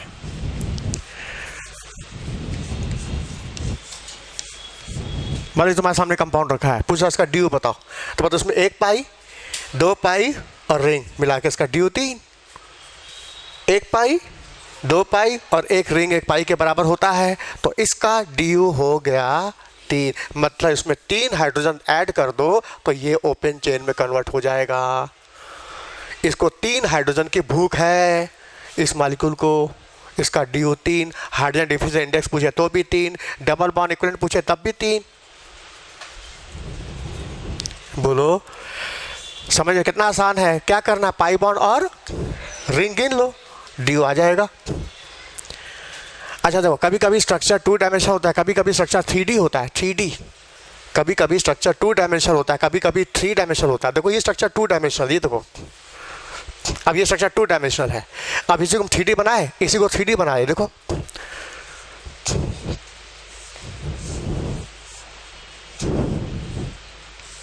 जब यही स्ट्रक्चर 3D हो गया, सेम यही स्ट्रक्चर ये है, लेकिन ये 2D है और ये 3D है। अच्छा 2D देगा, मान लो 2 डायमेंशनल स्ट्रक्चर है तो उस केस में ये कंसेप्ट लगा देना। अब मान लो 3D स्ट्रक्चर है तो क्या करना, तो उसको 3D में खोजने का, DO खोजने का तरीका क्या है, उस केस में क्या करना, उस स्ट्रक्चर में कम से कम उतने बॉन्ड तोड़ो, कम से कम उतने बॉन्ड तोड़ो ताकि ये ओपन चेन सैचुरेट में बदल जाए। कम से कम इतने बॉन्ड तोड़ो ताकि वो ओपन चेन सैचुरेट में बदल जाए। ये है, ये कंसेप्ट किसके लिए, जब स्ट्रक्चर 3D दिया हो। और 2D है तो बस कितने पाई बॉन्ड और रिंग गिन लो, आंसर आ जाएगा। समझ में आया? बोलो करके दिखाएं। सामने देखो, इसका DO निकालो। हाँ इसका DO निकालो। बताओ 1 पाई, 2 पाई, हाँ 1 रिंग, ये देखो 1 रिंग ये और 1 रिंग ये दिख रही है। बताओ कितनी रिंग दिखाई दे रही है? 1 रिंग दिख रही है कि नहीं? आवाज़ नहीं आ रही है। और दूसरी रिंग दिख रही है कि नहीं? तो रिंग कितनी है इसके अंदर? अच्छा पाई कितने हैं? तो 2 पाई और 2 रिंग मिला के क्या हो गया, 4। इसका DO 4 हो गया। अरे तो हमने इस रिंग को, और 1 रिंग है और 1 रिंग मिला के 2 रिंग तो हो गया ना, फिर अलग से क्यों रिंग है? ये रिंग 1, 2 रिंग हो गई और 2 पाई हो गया। तो 2 रिंग की संख्या 2 और पाई की संख्या 2 मिला के टोटल कितना हो गया, 4। तो इसका DO हो गया 4। इसका DO हो गया 4। हाँ अब इसका देखो, इसमें देखो देख, अब 3D है ना, है यही चीज़, है यही चीज़ लेकिन 3D है। अब देखो इसमें तुमको 1 रिंग ये दिखाई दे रही है, 1 रिंग ये भी दिखाई दे रही है, जबकि है 3D। तो 3D में तुम रियल वाला कंसेप्ट मत लगाना, तो फंस जाओगे तुम। उसका कंसेप्ट क्या है, इस स्ट्रक्चर को कम से कम इतने बॉन्ड तोड़ो, कम से कम इतने बॉन्ड तोड़ो ताकि ओपन चेन सैचुरेट में कन्वर्ट हो जाए, ओपन चेन सैचुरेट में कन्वर्ट हो जाए। अब हम करके दिखाते, देखो सामने, सामने देखो, लिखना बंद कर दो, सामने देखो, बस हम देखो हमको तोड़ रहे हैं, उसमें कम से कम बॉन्ड तोड़ेंगे और ओपन चेन में कन्वर्ट हो जाएगा सैचुरेट में। देखो सामने, हाँ देखो सैचुरेट में लाना है ना, तो पहले पाई बॉन्ड तोड़ो, 1 पाई बॉन्ड तोड़ो, 1 कितना हुआ, 2 कितना टूटा, 3।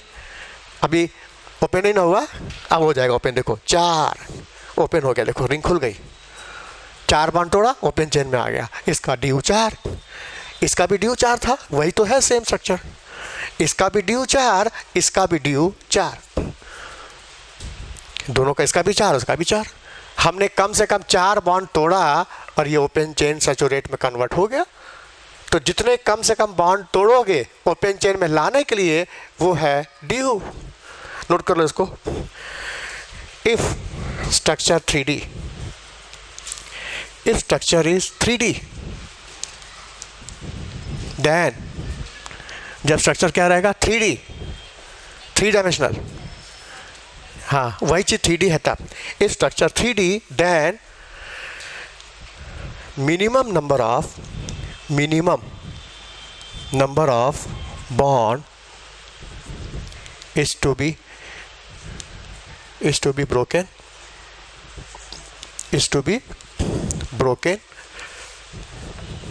in order to convert open chain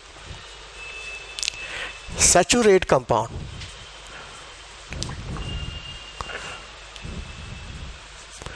open chain saturate compound. कम से कम कितने बॉन्ड तोड़ें ताकि वो ओपन चेन में कन्वर्ट हो जाए, यह DO। मतलब DO निकालने का 2 कंसेप्ट है, एक तो पाई बॉन्ड और रिंग गिन लो, और दूसरा कंसेप्ट क्या बताया कि कम से कम बॉन्ड तोड़ते जाओ, इतने बॉन्ड तोड़ो ताकि ओपन चेन में कन्वर्ट हो जाए। हाँ, ये कंसेप्ट तब लगाओगे जब स्ट्रक्चर 3D है, और ये कंसेप्ट तब लगाओगे जब स्ट्रक्चर 2 डायमेंशनल है। ये 2 डायमेंशनल था और ये 3D था, दोनों का आंसर सेम आएगा, स्ट्रक्चर सेम था दोनों।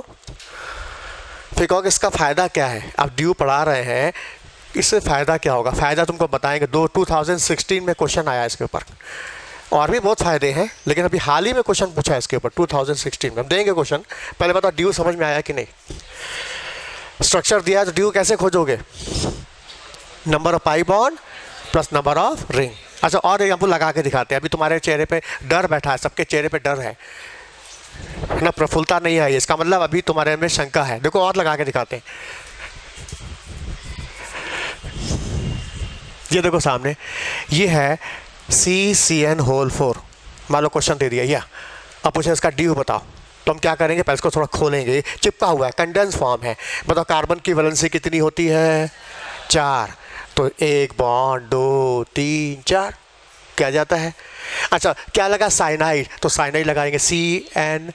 अब बताओ कार्बन की वैलेंसी 4 होती है ना, तो इस कार्बन को भी 4 बॉन्ड बनाना है। इधर से तो 1 बॉन्ड बन चुका है, बचे कितने? तो यहाँ 3 बॉन्ड बन जाएंगे। यहाँ से भी 3 बॉन्ड, यहाँ से भी 3 बॉन्ड, यहाँ से भी 3 बॉन्ड। समझ में आया?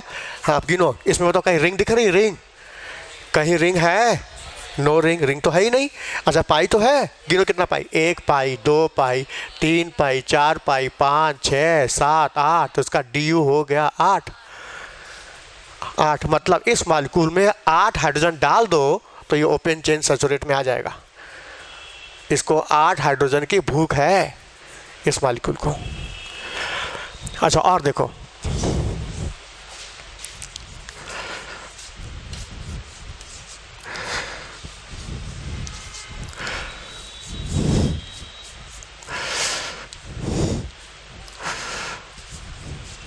हाँ, इसका ड्यू क्या होगा? What is the due?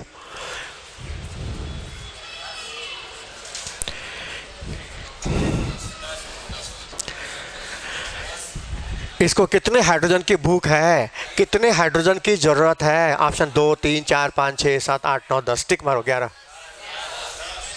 कितना? हाँ, गिनो सामने। 1 रिंग 2 रिंग और यहाँ डबल बॉन्ड है। हटा, पहले रिंग गिनो, रिंग पहले रिंग गिन लो। 1 रिंग 2 रिंग 3 रिंग 4 5 6 7 8 9 10, इसका ड्यू हो गया 10। मतलब इसमें 10 हाइड्रोजन की कमी है, 10 हाइड्रोजन की रिक्वायरमेंट है। Hydrogen deficient index 10, degree of unsaturation 10, double bond equivalent 10।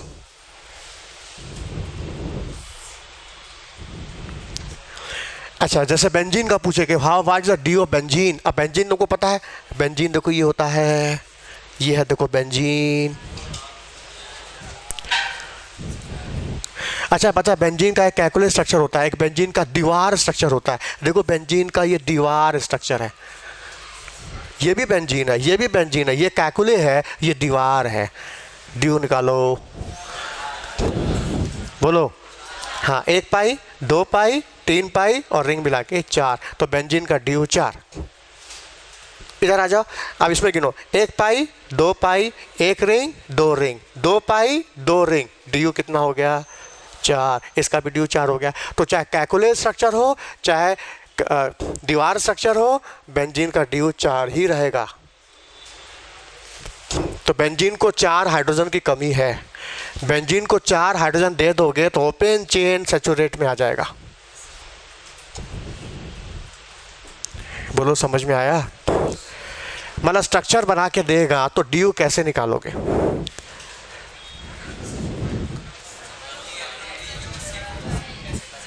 कैसे पता चलेगा 2D है कि 3D है? हाँ, बैठ जाओ, अभी बताते हैं। बताओ, तुमने प्रिज्म देखा? फिजिक्स में प्रिज्म देखा है? बताओ प्रिज्म कैसा होता है? 3D होता है। अब हम तुम्हारे सामने प्रिज्म बना देते हैं इसी का। देखो, अब समझ जाएगा ये प्रिज्म 3D है कि 2D है।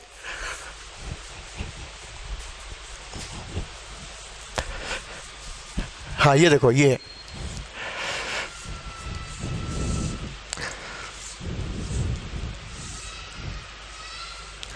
मतलब प्रिज्म शेप का है, इसका नाम है प्रिज्मेन। क्या बोलते हैं इसको? प्रिज्मेन। अच्छा, तुमने सॉलिड स्टेट पढ़ा होगा, क्यूबिकल, क्यूब पढ़ा है ना? तो कुछ तो सब लोग क्यूब तो पढ़ाया ही है हमने। हाँ बताओ, वो 3D का 2D था? इसको बोलते हैं क्यूबेन।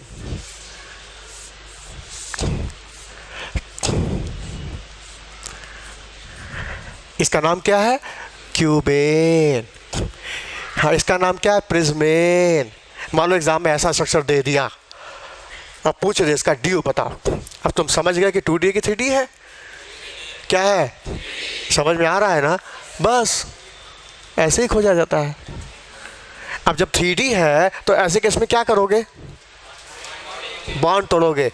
कम से कम इतने बॉन्ड तोड़ो ताकि ओपन चेन सैचुरेट में कन्वर्ट हो जाए। चलो निकालो, इसका निकालो ड्यू।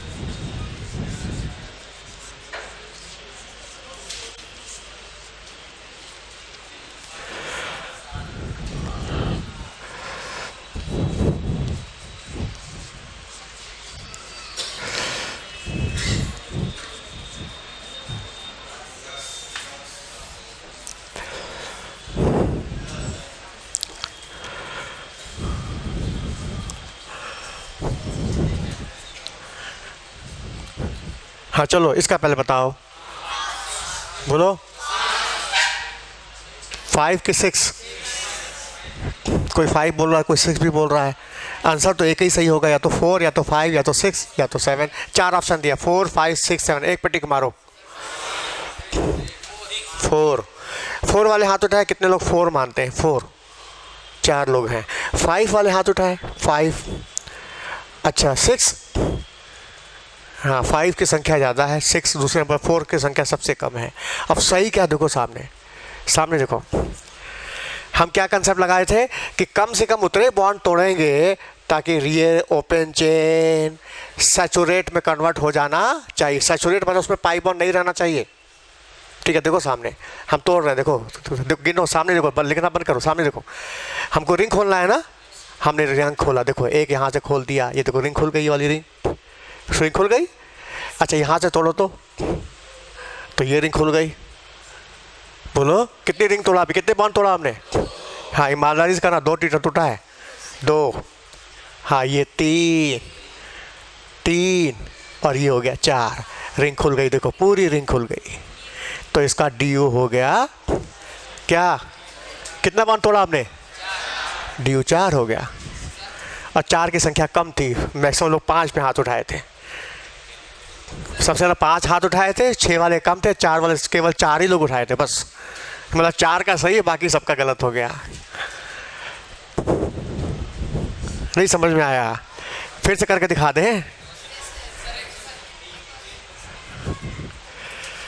ध्यान से देखो ना, तुम लोग लिखने के चक्कर में तो समझ नहीं पाओगे। जब समझाया करे ना, लिखना एकदम बंद, बात को पूरा ध्यान से समझो।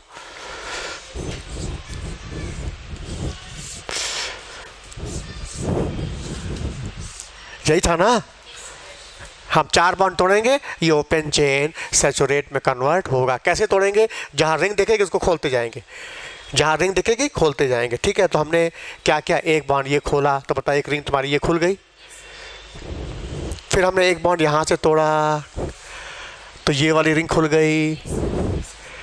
फिर एक ये तोड़ा तो ये रिंग खुल गई। है ना? कितने बॉन्ड तोड़े?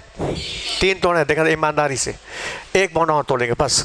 ये देखो ये रिंग खुला, रिंग पूरा ओपन चेन।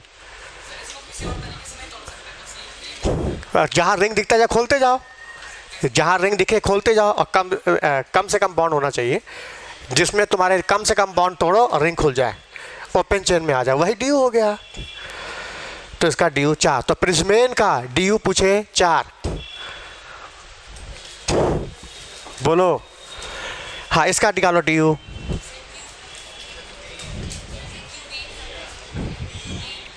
क्यूबेन का निकालें, पहले हल्का हल्का करो ना, क्योंकि अभी गड़बड़ हो गया तो हम पीछे बैक आ गए। पहले हल्के में चलेंगे, अभी सबसे भारी यही है ना, है ना, भारी है, इसमें लोग गलती बहुत ज़्यादा करते हैं। तो हम जो तुम लोग सही बताए जो हम आगे बढ़ जाते हैं, लेकिन चूंकि गलत हो गया और फिर दोबारा गलत हो जाएगा, तुम घबरा जाओगे, डर जाओगे। हमको डराना नहीं है, इसलिए फिर हल्के पे आ गए। हल्का है, बताओ इसका डी यू निकालो, जोर से बोलो। हाँ बिल्कुल सही, इसका डी यू 3 है। कैसे, देखो 1 2 3 खुल गया, देखो इसका डी यू हो गया 3, सही है। ये बताओ, बोलो। हाँ, कैसे 1 2 3 4 5 6 7, डी यू हो गया 7। इसका डी यू 7। इसमें 7 हाइड्रोजन की कमी है, इसको 7 हाइड्रोजन दे दो, ये ओपन चेन सैचुरेट में आ जाएगा। 7 रोटी का भूखा है, ये 3 रोटी का भूखा था। हाँ ये बताओ,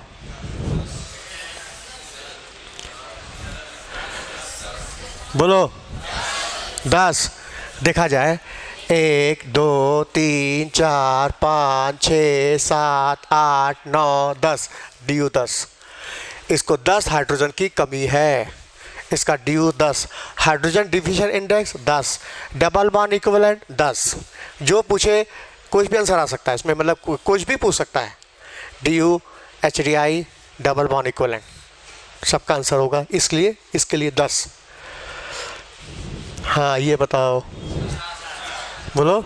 हाँ 4, 1 2 3 4, इसका डी यू हो गया 4। इसका बताओ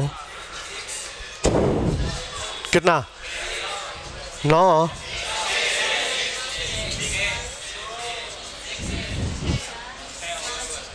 सिक्स। हाँ देखो, 1 2 3 4 5 6, डी यू होगा 6, डी यू 6 है। इसमें 6 हाइड्रोजन की कमी है, इसको ओपन चेन में लाने के लिए 6 हाइड्रोजन ऐड करना पड़ेगा। अच्छा, इसका डी यू बताओ, बोलो। हाँ, इसमें 1 हाइड्रोजन की कमी है, इसका डी यू क्या हो गया 1। अच्छा, इसका डी यू बताओ, बोलो। हाँ 2, इसका डी यू बताओ, बोलो। हाँ 2, समझ में आ रहा है। आप इसका बताएं, हम तुम लोग बताओ पहले, अब कोशिश करो आएगा। बताइए 2D की 3D है, तो हम क्या करो, तो उसमें ऐसे मत गिनो, ऐसे गड़बड़ हो जाएगा, बॉन्ड तोड़ के गिनो। अच्छा, इसको कॉपी पे तुम तोड़ोगे ना, तो मिटाने के बाद भी तुमको लगेगा मिटा रहे कि नहीं मिटा रहे, पता नहीं क्या है। अब मेरे बोर्ड पे क्या मिटाने बाद मिटा नहीं जाता है वो चीज़, तो मतलब कॉपी ऐसे कट करोगे ना, पेन से कट करोगे, कट करने के बाद भी तुमको बॉन्ड दिखाई देगा। अब मेरे में क्या, बॉन्ड हटा दो तो गायब हो जाता है।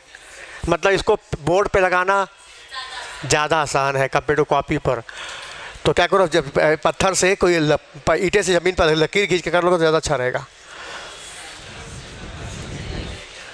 तो सही तरीका हम जान रहे, ये सुविधा मेरे पास है, तुम्हारे पास नहीं है, इसलिए थोड़ा डिफ़िकल्ट होगा। लेकिन फिर भी तुम इमेजिन करो, इमेजिन करके लगाओ, देखो कितना आता है।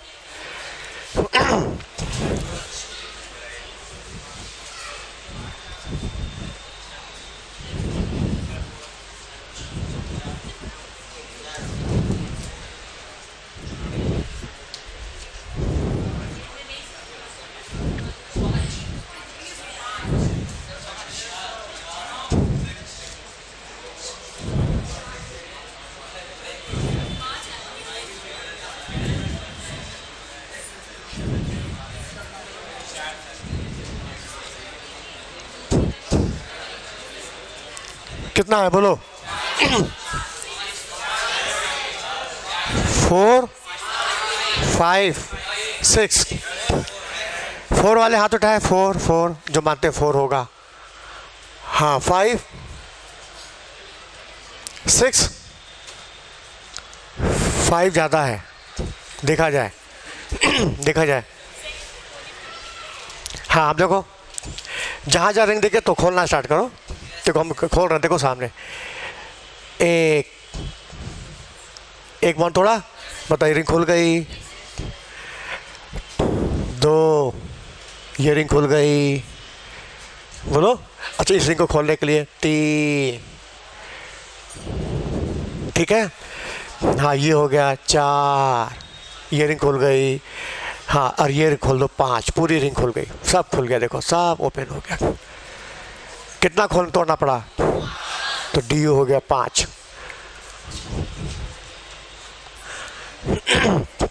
इसका डी है 5। तो क्यूबेन का डी पूछे 5 बाउंड तोड़ेंगे, ओपन चेन में कन्वर्ट हो जाएगा। फिर से करके दिखाया क्या, एक बार और।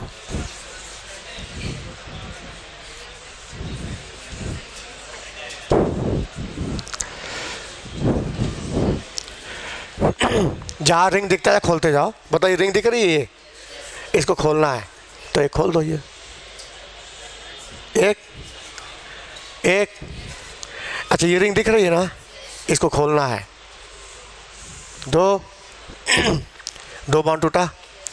अच्छा ये रिंग दिख रही है ना, इसको खोलना है। 3, ठीक है। ये रिंग दिख रही है ना, 4, ठीक है। हाँ अब इस रिंग को खोलना है 5। अब बताइए ओपन चेन में हो गया, ये ओपन चेन। तो 5 बाउंड तोड़ा, ओपन चेन में आया, डी हो गया 5।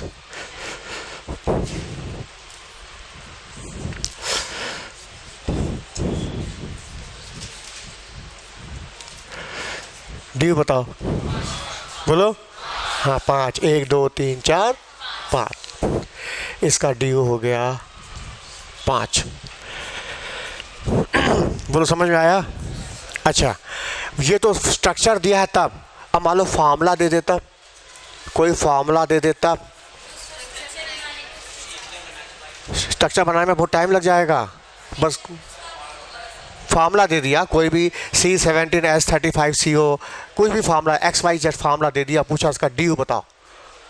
हाँ ऐसे एक और लगा दो, पहले एक लगाओ, इसका बताओ जरा।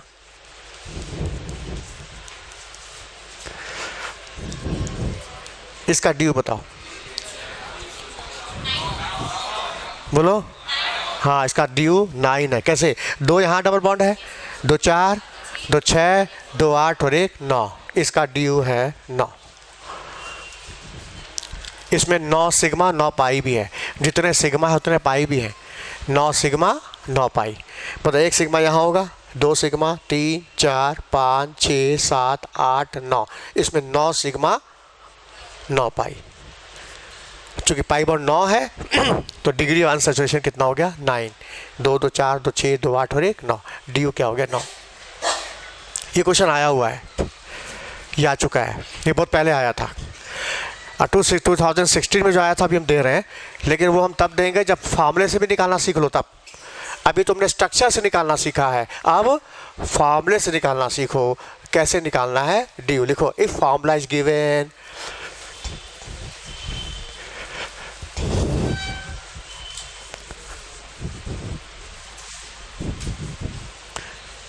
फार्मूला इज गिवन,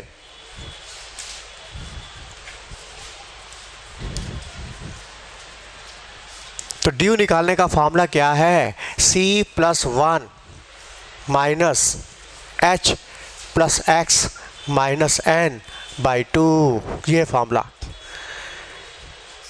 इससे तुम ड्यू निकाल सकते हो।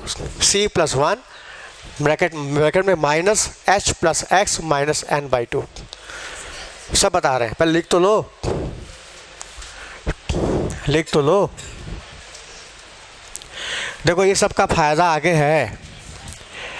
कभी कभी तुम लोगों को फार्मूला दिया, स्ट्रक्चर बनाने में दिक्कत होती है, तो स्ट्रक्चर से फार्मूला बनाने में दिक्कत होती है, तो इसको सीखने के बाद तुम स्ट्रक्चर से फार्मूला आराम से बना सकते हो। कोई फार्मूला दे दिया, तुमको स्ट्रक्चर ही नहीं पता उसका, या स्ट्रक्चर दिया तो फार्मूला भी नहीं पता, तो तुम क्या करोगे, डी के माध्यम से इंटरचेंज कर सकते बड़े आराम से। भले तुमको ये हेल्प करेगा आगे चल के कंसेप्ट जो हम बता रहे हैं। ये तुमको 11 कोई सुनाया नहीं होगा, एकदम नया चीज़ है ये तुम लोग के स्कूल में 11th में सब नहीं बताया क्या होगा, इसलिए सीख लो, ये तुमको आगे चल के कंपटीशन में भी हेल्प करेगा। हाँ देखो सामने, पता ये सी क्या है, कार्बन की संख्या, नंबर ऑफ कार्बन। अच्छा ये H क्या है, नंबर ऑफ हाइड्रोजन। X क्या है, नंबर ऑफ हैलोजन। और ये N क्या है, नंबर ऑफ नाइट्रोजन। मतलब उस फार्मूले में जितने कार्बन है, जितने हाइड्रोजन है, जितने नाइट्रोजन है, जितने हैलोजन है, उनकी संख्या को तुम रख दो और रख के सॉल्व कर लो, डी आ जाएगा। डी आ जाएगा। फिर कहोगे आपका जो फार्मूला दिख रहा है हमको, इसमें नाइट्रोजन है, हैलोजन है, कार्बन है, हाइड्रोजन है, ऑक्सीजन तो है ही नहीं। मान लीजिए कि उस फार्मूले में ऑक्सीजन आ गया तब, ऑक्सीजन आ गया तब, क्योंकि ऑक्सीजन बहुत सारे कंपाउंड में होता है, अल्कोहल में होता है, ईथर में होता है, एल्डिहाइड में होता है, कीटोन में होता है, एसिड में होता है, एस्टर में होता है, सभी में तो ऑक्सीजन होता है। और ऑक्सीजन का तो आपको फार्मूले में दिख ही नहीं रहा है। जवाब, यदि ऑक्सीजन है भी तो उसको इग्नोर कर देना, ध्यान मत देना उस पर, छोड़ देना उसको। लिख लो, if oxygen is given in formula it should be ignore. If oxygen is given in the formula it should be ignore.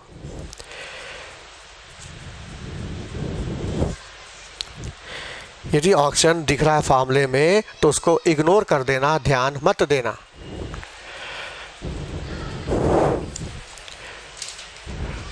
क्योंकि ऑक्सीजन कैंसिल हो जाता है, वो कट पिट के, यहाँ नीचे भी 2 है, ऊपर भी 2, ऑक्सीजन कट जाएगा वो, तो इसलिए कोई मतलब नहीं बनता उसका। समझ रहे हैं, मतलब फार्मूले में ऑक्सीजन है भी तो उसको ध्यान मत देना, छोड़ देना। बोलो, सामने लिखो। अब जैसे तुम्हारे सामने C6H6 लिखा है, बेंजीन लिखा है, ठीक है, हमको इसका ड्यू निकालना है। अब जब निकाल के देखा जाए, बता इसमें कितने कार्बन है, 6, तो यहाँ रख दो 6 + 1 माइनस, बता हाइड्रोजन कितने हैं, 6, तो यहाँ रख दो 6। हैलोजन है क्या, नहीं है, कहाँ है हैलोजन, कहाँ है हैलोजन, नहीं है। अच्छा नाइट्रोजन है क्या, नहीं है, छोड़ दो, जो नहीं है इसको छोड़ दो, 0 0 0। हाँ सॉल्व करो।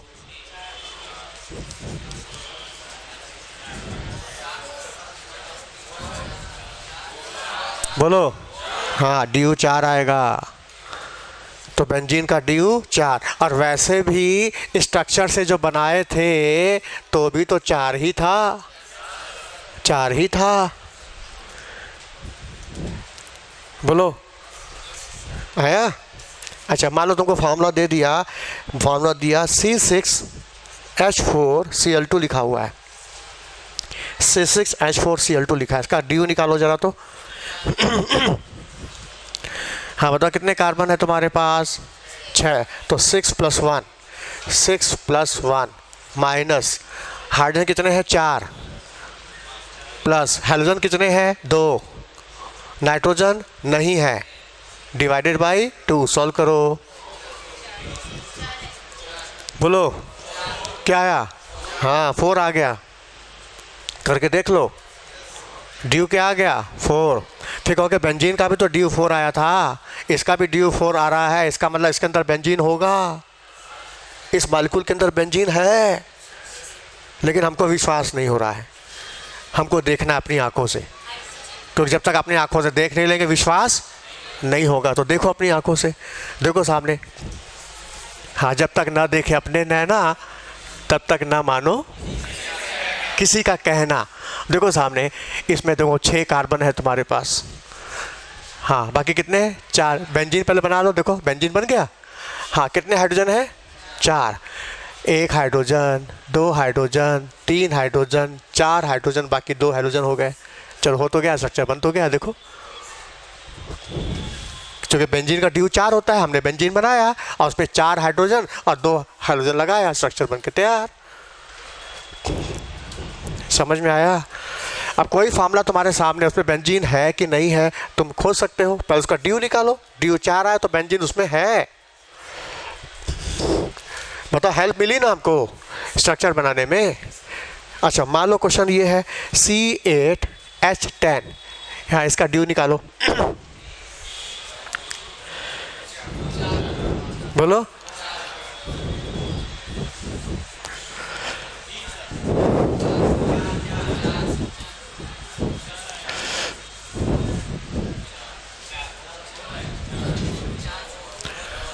कितना?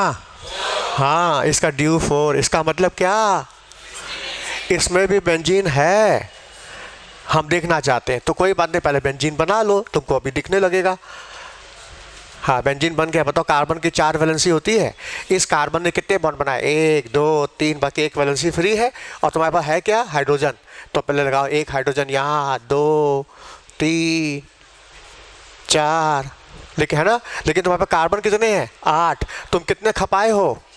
6। अभी कितने कार्बन तुम्हारे पास हैं? 2 कार्बन एक्स्ट्रा हैं, तो एक कार्बन यहाँ लगा दो, एक कार्बन यहाँ लगा दो। अब बताओ 6 कार्बन रिंग के हो गए और 2 ही हो गए 8। अच्छा इस कार्बन के वैलेंसी कितनी है? 4। एक बॉन्ड बन गया, बाकी 3 हाइड्रोजन होगा, यहाँ भी 3 हाइड्रोजन होगा। अच्छा गिनो, 1 2 3 4 5 6 7 8 9 10, 10 बन तो गया स्ट्रक्चर। ये फार्मूला है, ये उसका स्ट्रक्चर बन गया। अभी और भी बन सकता है, लेकिन एक तो बना पहले, और भी बनेगा। अब कितने बनेंगे? आइसोमर पढ़ेंगे ना, वहाँ देखेंगे, पहले स्ट्रक्चर तो बने। आया समझ में? अच्छा इसका बताओ C4H8 का ड्यू निकालो। बोलो। हाँ 1, इसका ड्यू आएगा 1। अच्छा जब इसका ड्यू 1 आया, इसका मतलब क्या न समझ आया? ड्यू 1 आया मतलब इस फॉर्मूले में या तो एक डबल बॉन्ड है या तो एक रिंग है। मतलब हमको स्ट्रक्चर बनाना है इसका, तो बनाते समय या तो तुम ओपन चेन में एक डबल बॉन्ड दिखा दो और या तो एक रिंग बना दो, तो स्ट्रक्चर बन जाएगा। अब जैसे 4 कार्बन की चेन बनाओ और यहाँ डबल बॉन्ड दिखाओ, अब ये स्ट्रक्चर सेटिस्फाई हो जाएगा।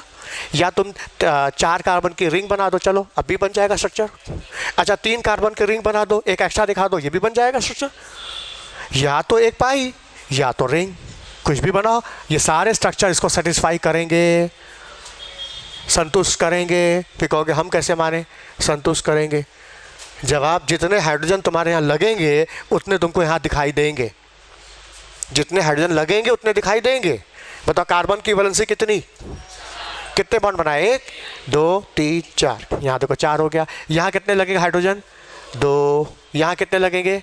1 2 3 4, 1 2 3 4, सबकी वैलेंसी 4 हो गई। अब गिनो दो को, एक हाइड्रोजन, 2 3 4 5 6 7 8, देखो है तो अच्छा इधर आ जाओ। इस कार्बन की वैलेंसी 4 होती है, 2 बॉन्ड लग गया, बाकी 2 हाइड्रोजन होंगे। यहाँ भी 2 हाइड्रोजन होंगे, यहाँ भी 2 हाइड्रोजन होंगे, यहाँ भी 2 हाइड्रोजन होंगे। गिनो कितना हुआ? 2 2 4 2 6 2 8, देखो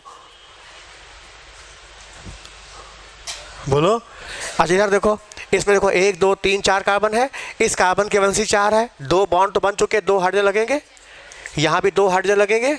अच्छा यहाँ कितने लगेंगे? 1 2 3, बाकी एक ही लगेगा। अच्छा यहाँ कितने लगेंगे? यहाँ लगेंगे 3। अब गिनो कितना हुआ? 1 2 3 4 5 6 7 8, देखो ये आ गया। मतलब इस फॉर्मूले का ये भी स्ट्रक्चर सही है, ये भी सही है, ये भी सही है। और उसमें से पूछेगा कौन सही नहीं है? एक सही नहीं होगा उसमें से, बाकी 3 सही निकल गए, और जो नहीं सही उस पर टिक मारो बैठ के। ये भी क्वेश्चन है, समझ में आया? फॉर्मूले से स्ट्रक्चर बनाने में तुमको बहुत हेल्प करेगा ड्यू। और 2016 में क्वेश्चन इस पर आया है, और क्या आया हम कल देंगे, टाइम पूरा हो गया। कल इसको देंगे हम और क्वेश्चन इसके ऊपर। बात समझ में आई?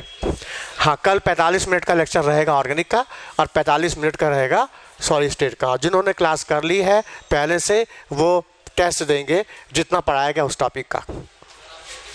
हाँ ऑब्जेक्टिव सब्जेक्टिव बोर्ड लेवल का भी लेंगे, क्योंकि बोर्ड में है तो बोर्ड लेवल का भी लेंगे, लेकिन सबका एक साथ लेंगे। पहले सबको बराबरी पर लाएँ।